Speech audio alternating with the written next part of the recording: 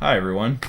Alright, now I'm not even done editing the last hardware review that I made, which should be up by now, but I cannot wait to open this thing right now. So tonight I'm just going to go ahead and open it, that way I can look through it.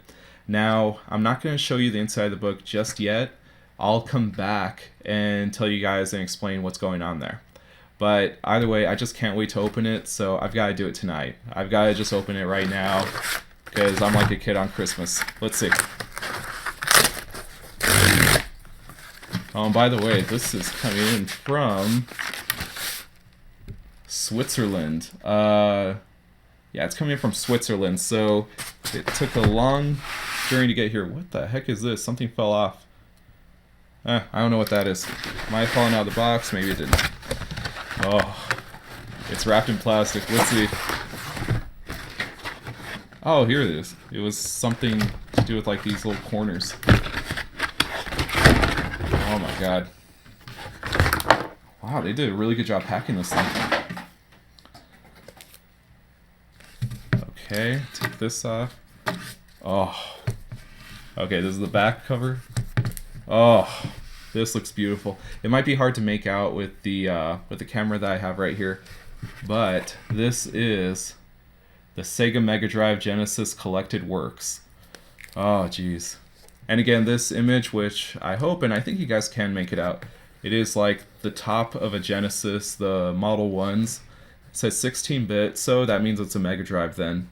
And then there's the red power light. Wow. Oh, Sega Mega Drive Genesis Collected Works. Oh. Again, I'm not going to show you the inside of it yet. Let me open it up, and then I'm going to come back in the video, and I'll tell you guys what's going on, okay? So hold your horses for just a sec. I'll be back. Alright guys, I'm back. Now the book is unwrapped and I've been spending a few weeks going through it, and there's a lot of content in here. But before I get into that, let me explain how this book actually became a reality. It started out as another Kickstarter project, and the premise behind it was absolutely mind-boggling.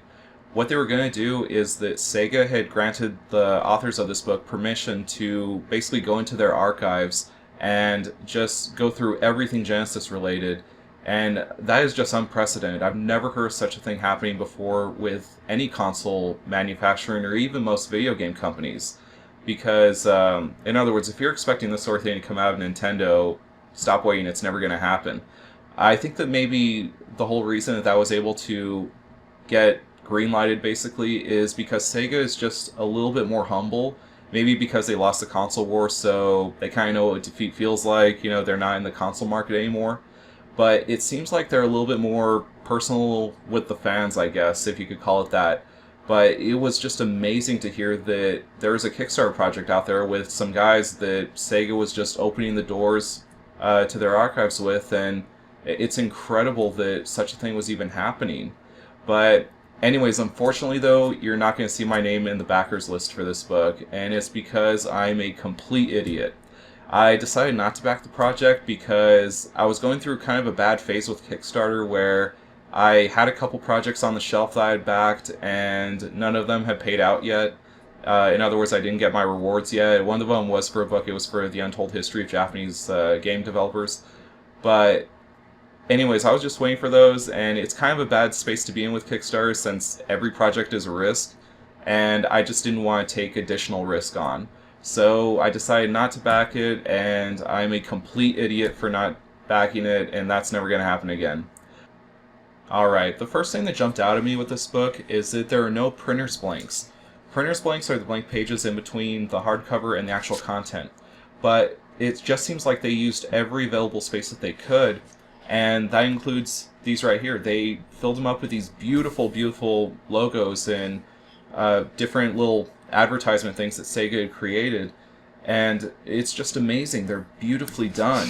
And you'll see that they're also numbered because when you go in here, it actually tells you exactly what they are and, you know, when they actually came out to the market, including, you know, stuff that was only in Europe, you know, right here in 1990, Japan, US, that sort of thing. It is amazing. I never expected for them to do that. And they did the same thing on the back, too. So that is just incredible right there. I never expected anyone to actually do that. Here's the table of contents, and the main sections of the book are the sections right here, which is hardware development documents. And those are like blueprints and sketches for actual hardware, some of them even unreleased pieces of hardware. And it's just amazing to see them before they actually became a final product that the consumer saw. Then the hardware showcase, that is, what we as consumers did see. Except for, I know, at least one piece of hardware in there which was unreleased that they have. And then there is the hardware showcase notes, and that's because it's kind of like this whole thing back here, how each one is numbered, and then you have little notes right here on this side. But over there, it's a little bit more in depth as far as those hardware notes. And then you have game packaging and production illustrations. Those are actual production stuff that we saw as far as like the design and illustrations. Like for instance, the logo for Altered Beast or something like that. The logo for Sega 32X. So that is what those parts are. And then they have the game design documents after that, which to me that kind of seems a little bit backwards, because game design documents, those are things that we as the consumer did not see. Like for instance, how they were explaining how gameplay is going to happen, or just the concept for a game and concept art, that sort of thing. Then you have the game character illustrations, and those are kind of like high quality illustrations that would have been used in, like, say, an instruction manual or a piece of advertising or something. They're actually really well done, and that's one of my favorite parts right there because they're very beautifully illustrated. Then you have right here game pixel artwork, and that's another good area because they are game pixels like sprites and everything, which in case you don't know that, sprites, it's, think of like, I don't know, like Mario. If you just have Mario as the character without the background, without anything else, and you just have that little pixel art version of him, that is a sprite. And that's pretty much what those are, and they just did a beautiful job. I really didn't have high hopes for that part because I was like, whatever, that's what you see in the game anyways. But it's actually really well done, and it kind of floods back memories of what you remember playing. It's actually really incredible how well it worked. And then you just have notes and interviews. The notes are kind of like those hardware production notes. But the interviews, it looks like they take up a big portion of the book, but they actually don't. They're actually just this last portion right here. So it's actually not that much at all. But they have a lot of interviews with just some incredible people, game designers and developers that I had never heard of before. And they all have some really cool, interesting stories to tell. Alright, now like I said, I'm not going to go through this book page by page or even flip through it like I have in other book reviews I've done on this channel, and there's a good reason for it. The reason why is because the value of this book is being able to look at all this unreleased stuff from Sega that has never seen the light of day outside of the company. So I don't think it's respectful to the authors to just go ahead and show everything, because that defeats the whole selling point of the book. And that's actually been a little point of contention with me, and one of the reasons why this review has taken so long. It's because how do I review this book? I mean, there's no way that I can, just go through it and show you guys everything that's in here. So I've come up with a little bit of a compromise. I hope this will work. I'm going to go ahead and show 3 images from the book. So 3 different images in here that really caught my eye that I thought were really cool. And hopefully that'll give you a little feel for the book. And I'm hoping that it's not going to piss off the authors. If you guys, the authors, if you guys are watching this right now and you don't like this, then go ahead and shoot me a response. I'll take down the video and then we'll cut it down to something that's more agreeable. But either way, I'm hoping that this will be a little bit more, a little bit better for you and for me trying to cover this book. Because as is right now, it's just a little bit difficult because I want to respect your work. And either way, I'm hoping that this will work. So let's see how it goes. Alright, we're going to show the first one now. And these are blank papers that I just went ahead and inserted right here because, again, I don't want to show too much. But here we go. It's a fold-out, actually, and they have several of these in the book, and they're just beautiful. These parts of the book where they have images, it's on really hard cardstock, almost. And, guys, it came out great. You guys picked, like, the perfect paper style to go with because it's really high quality paper. And here we go. It's an alternate design for the Sega CD, and I think it just looks great. Look at this. It's kind of weird to see it on the Model 1 put off to the side, because usually, well, the final production version for the Model 1 was, of course, that tray that was underneath. And so it's really interesting to see this sitting right next to it instead of underneath. But, I don't know, I guess maybe for the Model 1 that's a little bit less elegant, but I do like it that it complements it just so well. Just with, the red right here and the red right there. I think it looks great. And here it is from a different perspective. Again, like I said, it's a fold out on both sides right here. So that's really cool. And yeah, it would have been called the Sega CD-ROM. I don't know if that means that that's what the Sega CD was initially supposed to be called or not. But again, this just looks so great. And it's really strange that they have a power button and then it says error right there. So I don't know if they were going to make that a different button. Maybe that was a placeholder name. And I don't know, that's just so strange that they have a green light right there that would have stood for, when an error occurs. And another thing, I don't know if you can make it out, but I can't tell what a lot of these say right here, but that's the reason why I thought that that might be a placeholder name, because the middle one right here, it is a placeholder. It doesn't say anything, it just says A, B, C, D, E, F, G, H, I, J, K, and so on. So that was just a little placeholder part to put right there. They hadn't actually written down any instructions or, specifications right there. Still, this is very beautiful. Very, very beautiful work right here. Alright, image number 2. Now, again, I'm just making sure that we don't show off too much, but this is actually a page that has concept sketches for Sonic, and they even have on the bottom some additional information to tell you what's going on here. And so anyways, this was a concept drawing for Sonic, and what's interesting here is that he is skipping over the water, and apparently that was supposed to be part of the game when he would curl into a ball. He was supposed to be able to skip on the water, and of course that didn't make it into the final game.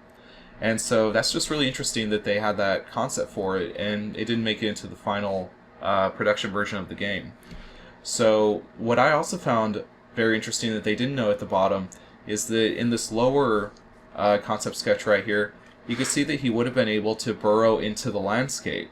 And of course I know that, Sonic, he has like those tunnels and everything that go through mountains and, that sort of thing. But it shows it right here in that one. But this one, he clearly is burrowing through the ground, kind of like, like a mole, or I don't know, do hedgehogs burrow in the ground? I don't think they do. I don't know enough about hedgehogs, though. But then again, Sonic was not, anatomically correct as a hedgehog or anything.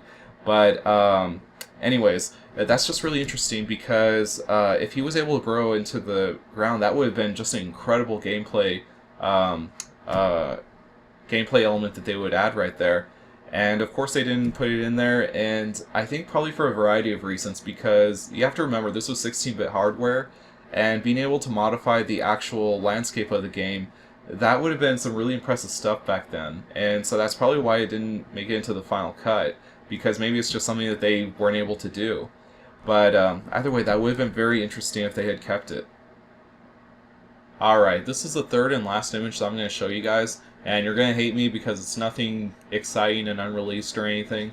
It's just a battle scene from Shining Force. And Shining Force is one of my favorite games of all time, but I like this one because it really spoke to me as a gamer. I like that they selected it because you could have taken any battle scene from Shining Force, and there's plenty of them that look better than this. There are some that take place, on the deck of a ship. There are some that take place in dungeons. But I like this image because I'm sure they selected it because they actually do care about the game itself. Instead of, just Sega and its hardware and everything. They actually do care about the games. And they decided to go with one of the most memorable battle scenes of all. This battle is crazy because the enemy is using this secret weapon laser eye thing against you, so you have to move your units very carefully, because if you don't and you're right in the middle of the valley or something when this thing goes off, it just wipes out everything in its path, whether it's friend or foe. And so you have to move very carefully. You don't always have all of your units at your disposal at once because of it. And it is just amazing how they were able to do this battle. And they don't make it easy on you because they have archers on one side that could take you if you get too close to the edge. They have flying enemies that could get you on the other side. But finally, once you're able to get to the super weapon, then you could just bum rush that thing and then destroy it once and for all. It's just so epic. Wait, what were we talking about again? Oh yeah, the book. Anyways, yeah, you see how the memories can come flooding back? There's tons of other stuff in this book, which obviously I didn't show you. Like, for instance, there's an alternate design for the Sega 32X, which I actually really like. And I'm not talking about the Neptune, they do have that one in here too, but they did have a slightly different version of the 32X sketched out, and that one actually looks really good. I wish they had gone with that. Then they have other stuff like they have this virtual reality headset that Sega was developing, and obviously it didn't get put into production. But it's just amazing because it looks very, very, very similar to Project Morpheus. And I don't know if Sony, ran off with the plans or something, but it looks eerily similar. And it's crazy that it was sketched out 20 years earlier. But then also one of the stranger sketches that I almost included in here was the sketch of Sonic and his girlfriend from Sonic 1, the original Sonic. And that's really strange because, of course, he didn't really have a girlfriend until, I think it was Sonic 2006? I don't know, it was the really bad one. Anyways, but in that one, people were criticizing it because Sonic has a human girlfriend. It's this Japanese girl or something. And I remember hearing that people were criticizing that because it's like, okay, how's Sonic dating a human woman? Especially now, since there are female versions of the Hedgehog in Sonic's universe, because I'm not really in tune with the series, but I think that there's like this pink version of Sonic. I don't know if she's like a friend or a playable character or something, but either way, so there are female hedgehogs in Sonic's universe, but he's dating a human, and that's really strange. But it was really cool to see a concept sketch with Sonic with a girlfriend way back in the 90s, and she's like this blonde bimbo who took a lot of design influence from Jessica Rabbit, so it's a really strange design right there. If there was one thing that I could criticize this book for, it's that there's no fantasy zone. What happened? I don't know if they forgot or what, but there was a fantasy zone version on the Genesis, which was Super Fantasy Zone, and that's actually a really important entry in that series because, as far as gameplay-wise, it is the only true sequel to the arcade original. And I just can't believe that they left that out. I'm really bummed because, of course, Opa Opa, the main character in Fantasy Zone, he was Sega's first mascot. So it really feels like it was an oversight on their part. But in fairness to them, I will say that that game was actually developed by Sunsoft, not Sega, but it was still published by Sega. So that's why I have this beef. But either way, I think that they were only including titles in this book that were actually developed by Sega. And of course that one, it was developed by Sunsoft, and so therefore maybe it doesn't count. But either way, I was just bummed by that. One of the really cool things about this book is that it made me realize that I'm a big Sega fan. And I never thought I was because I didn't have any Sega systems growing up. I only had Nintendo consoles. And that was really interesting because I remember that was another reason why I didn't back the project. Because I didn't want to spend so much money or, risk my money on Kickstarter for a book about a console that I'm not really a big fan of. But now, since I was going through the book and I had so many good memories that were coming back to me as far as, these games I had played, and just these games I was interested in as far as, the concept sketches and everything, it really made me realize that I'm a big Sega Genesis fan. But either way, so it was a very enjoyable book. I really liked it. And it even makes me want to play more Sega games because, like, for instance, they had some really good selections here for, like, Phantasy Star and Comic Zone, and those were games that I really haven't tried out, but now I really do want to try them out. So that's been a really good benefit for this book. And a lot of the games that are featured in here, they're actually also on Sonic's Ultimate Genesis collection, so that's just a great resource to actually play the games that you see in the book. And really, I think they should just come together, just bundled. Alright, and just to wrap up this video, let me disclose to you guys that I didn't get any compensation or any perks from the authors or the publisher of this book. I paid for this book with my own money. I think it was right before the Kickstarters were about to get the book delivered to them. So right when I saw that this book was for sale to the general public, you could basically tell that I knew I made a mistake of not backing it. So right when I saw that it was for sale to the public, I went ahead and picked it up right then. I think I paid £35 for it. I think that's what it's selling for right now. But either way, I do recommend it. It's an incredible book, and it's one of those books that, it seems like it's going to be a reference book later on in the future. And so I do recommend getting it. It's beautifully put together, absolutely beautifully put together. And but yeah, I really recommend it, and I've been having a lot of luck with Kickstarters. They're publishing books. I don't know, but there's a lot of untapped potential out there, and so, like I said, I'm not going to miss my opportunity next time to get on the backer list. But that's all the time that I have for today. Have a Merry Christmas, guys.